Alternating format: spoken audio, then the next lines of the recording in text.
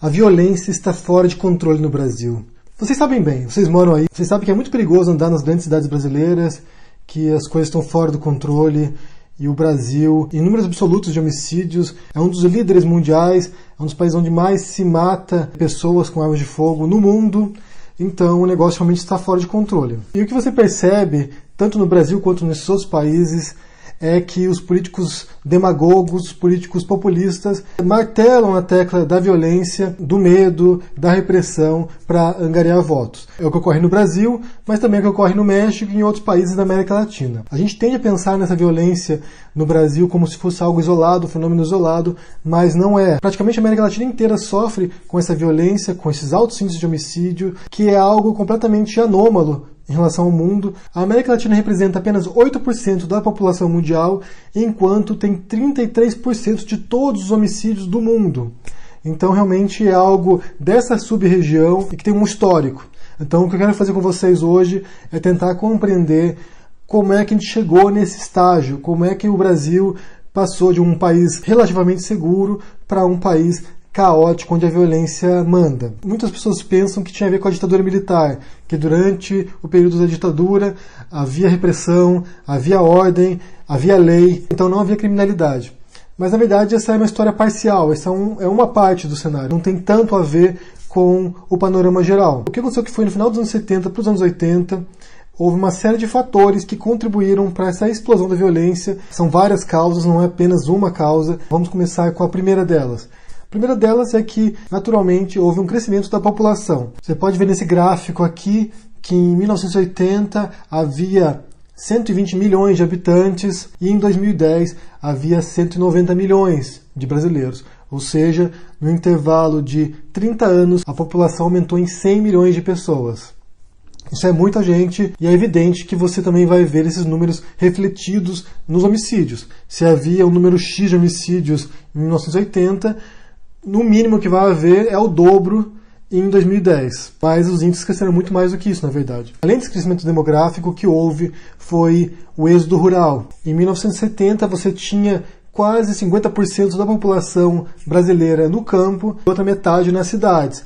Esse gráfico foi mudando drasticamente a partir desse período, então em 2010 você já tem boa parte da população brasileira nas grandes cidades e apenas uma pequena parcela da população no campo. Então esse movimento do campo para as cidades resultou num crescimento desordenado das cidades, então mais pobreza, mais favelas, mais bairros pobres, mais pessoas sem oportunidades, mais desempregados nas cidades, o que evidentemente leva a mais violência. A pessoa ali naquele bairro pobre, sem condições, às vezes sem comida, às vezes sem emprego, muitas vezes encontra na violência, muitas vezes encontra na criminalidade uma saída para aquela condição. Isso não quer dizer que todo mundo que seja pobre seja bandido, pelo contrário, boa parte dos pobres são trabalhadores, são pessoas honestas, mas mesmo se tiver um percentual pequeno dos moradores das favelas na violência, na criminalidade, você já aumenta o número de homicídios, já aumenta guerra de facções, aumenta violência contra outros grupos rivais e também contra cidadãos que não fazem parte da criminalidade. O terceiro fator tem a ver com a consolidação do narcotráfico na América Latina. No final dos anos 70 você começa a ver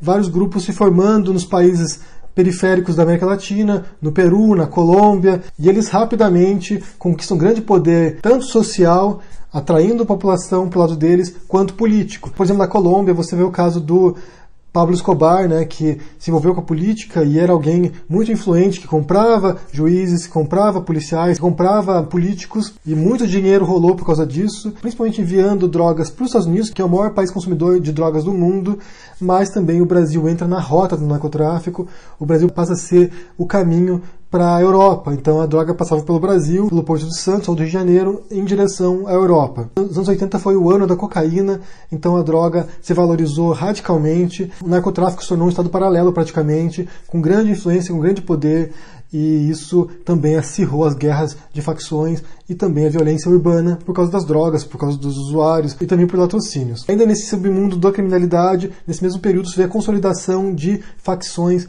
de organizações criminosas no Brasil, como o Comando Vermelho, que começou no final dos anos 70 também e cresceu muito nos anos 80, dependendo de táticas de guerrilha na cadeia, com presos políticos, com guerrilheiros durante a ditadura, e depois eles desenvolveram essas técnicas na rua, né, nas favelas, nos bairros pobres. Mais adiante você tem o surgimento do PCC também, que se tornou a maior organização criminosa do Brasil, a mais poderosa, a mais influente, que também tem poder de comprar políticos, comprar juízes, e talvez de fato a única organização criminosa realmente organizada no Brasil. E você soma esse fator ainda, um sistema penal e penitenciário ineficiente. Um cara rouba um pão na padaria para alimentar a família e vai em cana, se for pobre, né? Se for rico não acontece nada, mas se for pobre vai em cana. O cara lá entra como ladrãozinho pé de chinelo e sai como um traficante, sai como um assassino. Então você joga todo mundo no presídio, joga todo tipo de pessoas lá, e lá dentro se organiza, se estrutura o narcotráfico, e ali você tem uma verdadeira escola de bandidos, de pessoas que vão sair para a rua muito, mas muito pior do que entraram. E para somar a isso, eu tenho uma questão mais abstrata que para mim é a importação dos valores norte-americanos, dos valores materialistas norte-americanos. Porque você tem uma sociedade consumista, uma sociedade materialista, você tem uma grande população pobre. Então o cara que nasce ali na favela vira bandido e ele quer ter as coisas, ele quer ter um tênis da hora, ele quer ter um celular, ele quer ter um oclão, ele quer ter, sabe, todos esses bens materiais que nos é propagado como um valor, como algo a ser conquistado, como um símbolo de vitória, como um símbolo de ser uma pessoa melhor. Então é muito fácil essa pessoa se vender para esses valores materiais e cair na criminalidade. Então você soma um monte de fatores, você adiciona o crescimento descontrolado das cidades, você tem um aumento da população, consolidação de facções criminosas, de narcotráfico e uma crise de valores morais. Então você vê que a situação está fora de controle. Mas como eu disse, não é apenas um fenômeno brasileiro, não é apenas algo que ocorre no Brasil, mas está disseminado por toda a América Latina. Você vai encontrar isso no Peru, na Bolívia, na Colômbia, na Venezuela, que está fora de controle também agora, é o país mais violento do mundo atualmente, em Honduras, em El Salvador, no México. O México atualmente é um dos países com um dos maiores índices de homicídio também, porque o narcotráfico tomou controle de várias regiões do país e o exército não consegue dominar esse pessoal. Eu li uma reportagem recentemente dizendo que 10 militares estão sendo contratados pelos cartéis mexicanos e sendo pagos por hora. Eles ganham $2.000 por hora para treinar os combatentes lá, para treinar os narcotraficantes, para enfrentar a polícia, para enfrentar o exército. Então você vê toda essa região aí dominada pelo narcotráfico, dominada pela violência urbana, e todas elas têm um histórico mais ou menos parecido. Então essa questão da violência não é uma questão que vai ser resolvida com repressão apenas. Você não pode simplesmente enfiar a arma na mão do brasileiro, porque o que vai acontecer é que ele vai morrer com a arma na mão. Não vai solucionar o problema da violência, não vai solucionar o problema da sociedade brasileira. Você simplesmente vai tentar atacar os sintomas em vez de atacar a doença. Você tem uma dor no peito ali, você toma um remédio para aliviar a dor, mas você morre do coração porque você não tratou a causa. Problemas complexos não têm soluções simples. Precisa atacar todas essas questões sociais.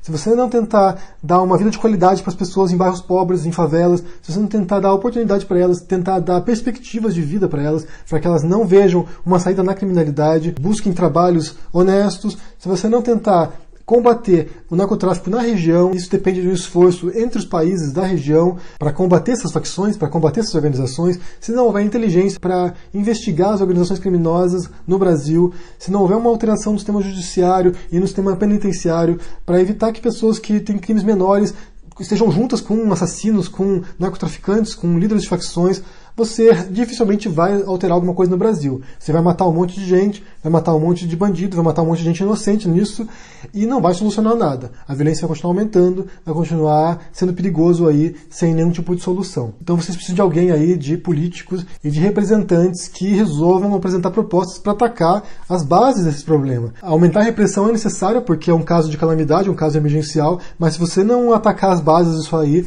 o problema nunca vai ser solucionado. Na ditadura militar talvez fosse mais seguro, porque não havia todos os problemas que tinha na base. Esses problemas começaram depois, porque todo um contexto global, toda uma situação se desenvolveu nesse período. Então, não adianta comparar Brasil de 2018 com Brasil dos anos 70, porque é um outro contexto, é uma outra realidade, é um outro mundo, algo completamente diferente e que vocês têm que compreender que é muito mais complicado do que parece. Eu quero saber o que vocês pensam sobre isso, se vocês veem algum tipo de solução para a violência no Brasil, para a criminalidade no Brasil. O que vocês têm em mente aí? O que vocês pensam sobre isso? Eu vou deixar no link aqui uma referência que tem a ver com o desenvolvimento do histórico do narcotráfico na América Latina, principalmente no caso do Peru com o Sendero Luminoso e da Colômbia com os cartéis, e também eu vou deixar a recomendação do livro do Saviano, do Roberto Saviano, um autor italiano, que chama 000, que ele fala sobre a história, como funciona hoje o tráfico de cocaína, que segundo ele é o maior negócio do mundo. Então, confira essas referências, deixa o joinha, assina o canal e a gente se vê por aí. Abraço e até mais. Tchau!